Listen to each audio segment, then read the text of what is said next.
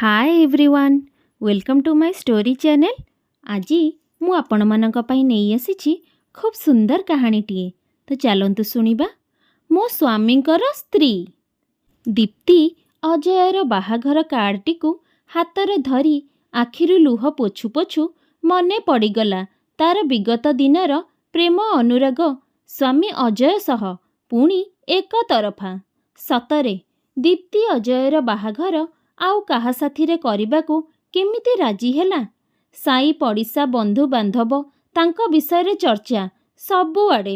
अजय केमिति मानिला ता कथा सतरे कौन दीप्ति थाउ थाउ अजय आउ गोटे बाहा हेबो आउ सौतुणी आनिब ता पाई। सौतुणी शब्दटी सते काहा कानकू भल शुभे नहीं।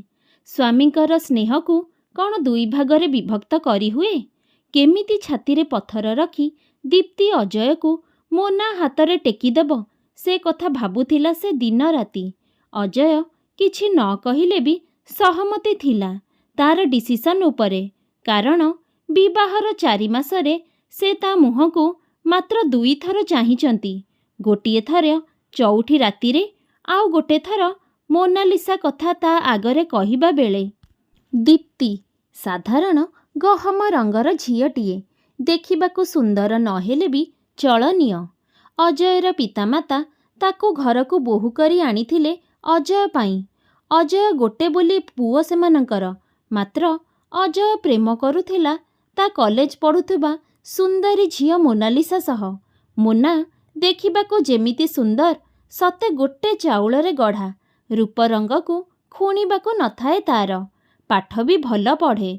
अजय ताको प्रथम देखारू मन देइथिला, मात्र किछि ताको कहि पारु नथिला। अजय टिके जेंटलमैन टाइप्र व्यक्ति, सबु कथा मनरे मारी दिए, किछि कुहेनी, मात्र नजर रखी थाए मोनालिसार हावभाव उपरे। कॉलेज रे मोनालिसार बहुत पुओ सांग थांती, जहा अजयर हजम हुए नहीं। से किछि न कहिले भी मने मने विरक्त होई सांग मानक आगरे से कथा को प्रकाश करे। सांग माने मध्य किछि कम नुहंती। जोउटा कहिथिब तुमे न कहिबा पई सेइटा आगे जाई न कहिबा लोक आगे कहिदेबे। मोना सांग मानक द्वारा जानी जाए जे अजय ताको खूब भल पाए बोली। मोना एसबु सुनी सीधा जाई अजय पाखरे हाजर होई जाए आउ पचारे, तुमे पसंद कर कि मते। अजय लाजकुला स्वभावर होइथिबारु किछि न कही सेठारु चली जाए आउ मोना रही जाए ता प्रश्नर उत्तर न पाई। झियो पिला जदि एते साहस देखाई तुमको ए प्रश्न पचारिला, तुमे पुअटिए होई न शुणिला परी चली आसिल केमिति। से प्रश्न बाणरे ता मन घाइला होई जाए आउ से अजय को ता मनरु पोछि काढ़ी देई अन्य पिलांक सहित मिलामिशा भल भाबरे करे। अजयर मन दुख हुए ताको देखिकी जे जाहाकू एते भल पाउछि से ताको टिके भी पाखरे पुरौनी कि मुह को चाहुनी। से दिनर प्रश्नर उत्तर न देई कौन से भूल करिछि। से तो मौन रहिथिला आउ ता मतरे मौन सम्मतिर लक्षण। से दिन तार मौनता को मोनालिसा बुझी पारि नथिला, मात्र दीप्ति तार सबु कथा को बुझे। केमिति तार मन को खुला किताब परी पढ़ी निए दीप्ति, से आजी पर्यंत बुझी पारेनी दीप्ति को। दीप्ति अजय बापा मांकर प्रथम पसंद थिला आउ एबे भी अछि, हेले मोर प्रथम पसंद तो मोना। मु ताको केमिति भूली पारिबी। आजी जेतेबेले मोर नजर ता उपरे पड़िला, ऑफिस गला बस रे मु ता पाखकु जाई बसिली आउ से मोठारु दूरेई जाउथिला। आजी भी कौन ता राग शांत होइनी। एमिति प्राय ता सहित देखा हुई मोर, मात्र आजी ताको मु मो मनर व्यथा कथा आकाररे कहिबी बोली भाबिछि। से कौन शुणिबे मो मनर व्यथा कथा मोर व्यर्थ हेबनी तो? ना ना, मु कहिबिनी। मनरे अनेक प्रश्न। मोना जदि आजी रागिकी मना करिदेबे, मु द्वितीय थर निजको संभाली पारिबिनी जमा। मु काहींकी तांको रूपरे तांको हस हस मुहर पागल थिली आउ आजी भी पागल। गोटिए भूल पाई मु काली तांको हरेई थिली आउ आजी भी हरेइबाकू जाउछि।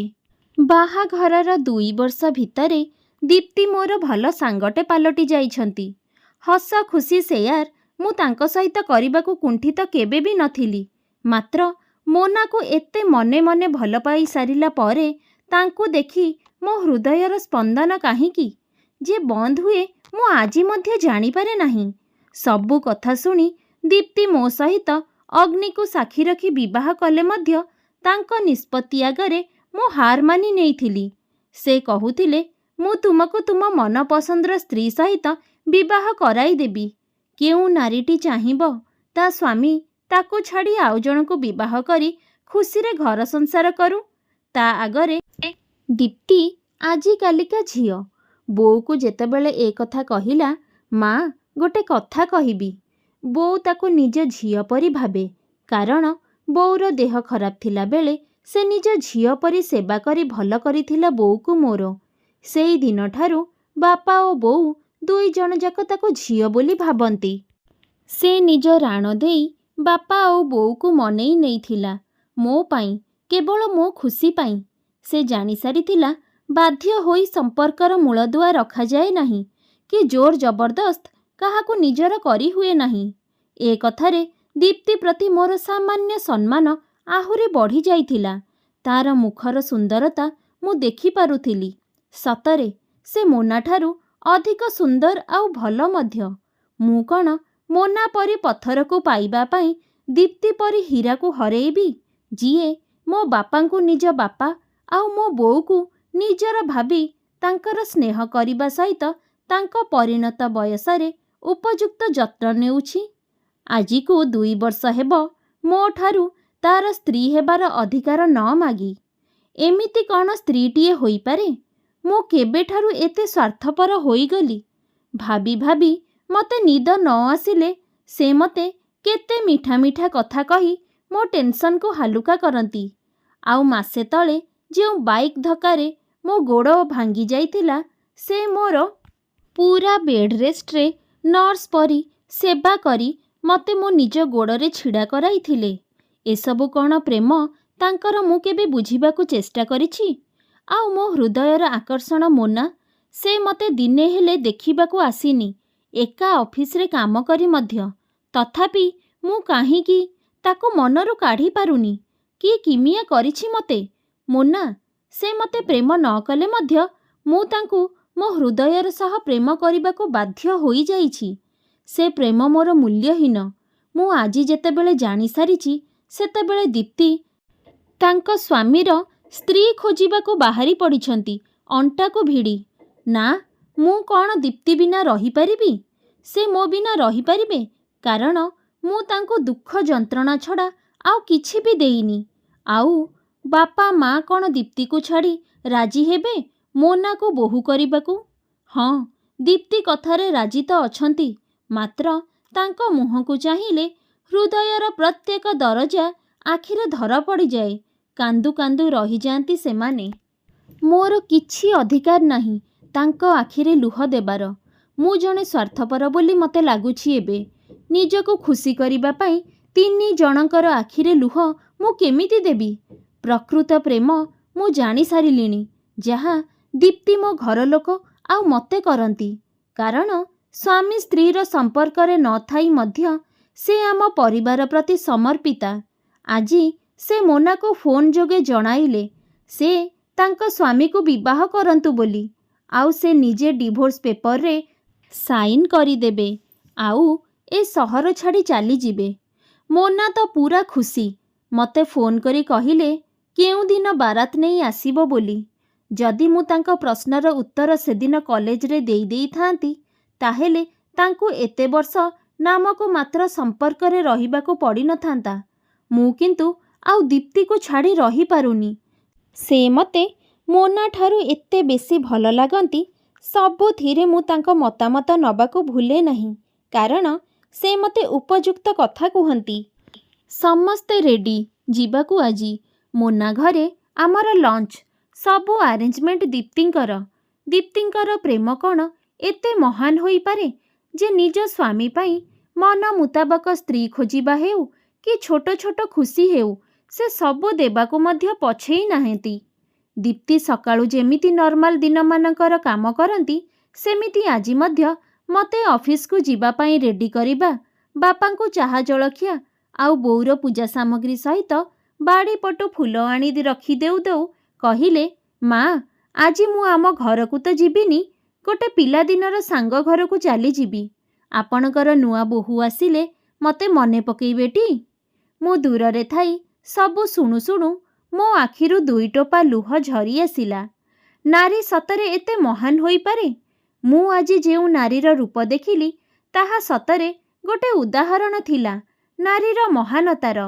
ଏପରି ନାରୀ ସହିତ ମୁଁ ନ ରହି ଏକ ପ୍ରେମର ଫାଶରେ ମୋ ହୃଦୟ ପଡ଼ିଛି, ଯାହାକୁ ମୁଁ ପ୍ରେମ କରୁଛି, ମାତ୍ର ଭରସା ନାହିଁ ତା ଉପରେ ମୋର।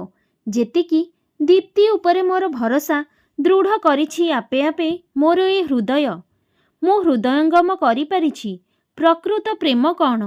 ଆଉ ଦୀପ୍ତି ଯେଉଁ ସ୍ୱାମୀର ସ୍ତ୍ରୀ ଖୋଜିବାକୁ ଯାଉଛନ୍ତି, ମୁଁ ସେହି ଅଭାଗା ସ୍ୱାମୀ, ଯିଏ ଦୀପ୍ତିକୁ କେବେ ବି ସ୍ତ୍ରୀର ଅଧିକାର ଦେଇନି। ପାଖରେ ରହି ସବୁ କାମ ସେ ମୋର ତୁଲେଇଲେ ବି ମୁଁ ତାଙ୍କୁ ସେ ଅଧିକାରରୁ ବଞ୍ଚିତ କରି ନିଜେ ମରୁଛି। ଆଉ ତା ସହିତ ତାଙ୍କୁ ବି ବିରହ ଦେଉଛି ମୋ ପ୍ରେମର। ସେ ସେସବୁକୁ ହସି ହସି ବିନା ଦ୍ୱିଧାରେ ସହି ଯାଉଛନ୍ତି। ନା, ଆଉ ମୁଁ ତାଙ୍କୁ ଏତେ କଷ୍ଟ ସହିବାକୁ ଦେବିନି। ସୋଫା ଉପରେ ଦୀପ୍ତି ବସିଥିବା ଦେଖି ମୋ ମନ ଆଜି ରହିପାରିଲାନି। ଆଉ ମୁଁ ଅଫିସ ନ ଯାଇ ସେଠି ତାଙ୍କ ପାଖରେ ବସିଗଲି। ସେ ମୋ ହାତର ସ୍ପର୍ଶକୁ ଅନୁଭବ କରି, କ'ଣ ହେଲା, କ'ଣ ହେଲା, ଆଜି ଅଫିସ ଯିବନି କି? ଆଜି ଲଞ୍ଚ ସମୟରେ ତୁମେ ମୋନା ଘରେ ପହଞ୍ଚିବ, ଆଉ ମୁଁ ବାପା ବୋଉଙ୍କୁ ନେଇ ଯିବି ତୁମ ବିବାହର ସମୟ ଠିକ୍ କରିବା ପାଇଁ। ମୋ ମଧ୍ୟରେ ଥିବା କୋହକୁ ଚାପି ଧରି ତାଙ୍କ ହାତକୁ ଜୋରରେ ଧରି ଭୋ ଭୋ ହୋଇ କାନ୍ଦି ପକାଇଲା ବେଳେ ସେ ମୋର ଲୁହ ନିଜ ପଣତ କାନିରେ ପୋଛି ନେଉଥିଲେ। ଆଉ କହୁଥିଲେ, ୟାକୁ ନେଇ ମୋ ଜୀବନ ବଞ୍ଚିଯିବି ଜୟ। ତୁମେ ଭଲରେ ରହିଲେ ମୋ ଜୀବନ ଧନ୍ୟ। ତମର ସ୍ତ୍ରୀ ଏବେ ମୋନା ହେବାକୁ ଯାଉଛି, ଆଉ ତୁମେ ଖୁସି ହେବା ପରିବର୍ତ୍ତେ କାନ୍ଦୁଛ। ନା, ମୁଁ କାନ୍ଦୁନି ଦୀପ୍ତି। ତୁମ ସ୍ନେହ ତ୍ୟାଗ ଆଗେ ମୋ ଭଲ ପାଇବା କିଛି ନୁହେଁ। ମୋର ପ୍ରତ୍ୟେକ ଭୁଲକୁ କ୍ଷମା କର। ମୁଁ ତୁମକୁ ବୁଝିପାରି ନଥିଲି। ତୁମ ସ୍ନେହକୁ ଆଉ ତୁମକୁ ଏବେ ମୁଁ ବୁଝି ସାରିଛି। ତୁମ ସ୍ୱାମୀର ତୁମେ ହିଁ ଉପଯୁକ୍ତ ସ୍ତ୍ରୀ। ମୁଁ ତୁମ ପରି ସ୍ତ୍ରୀକୁ ପାଇ ନିଜକୁ ଧନ୍ୟ ମନେ କରୁଛି। ଦୀପ୍ତି ଆଖିର ଲୁହ ଶୁଖୁ ନଥିଲା, ଆଉ ଜୟ ତାକୁ ନିଜ ବାହୁ ବନ୍ଧନରେ ବାନ୍ଧି ରଖିଥିଲେ। ସତରେ ଯିଏ ଯାହା ହାଣ୍ଡିରେ ଚାଉଳ ଦିଏ ସେ ହିଁ ତା ଘରବାଲି ହୁଏ। ସେ କଥା ଛୋଟବେଳେ ଆଈ କହୁଥିଲା ଅଜୟକୁ।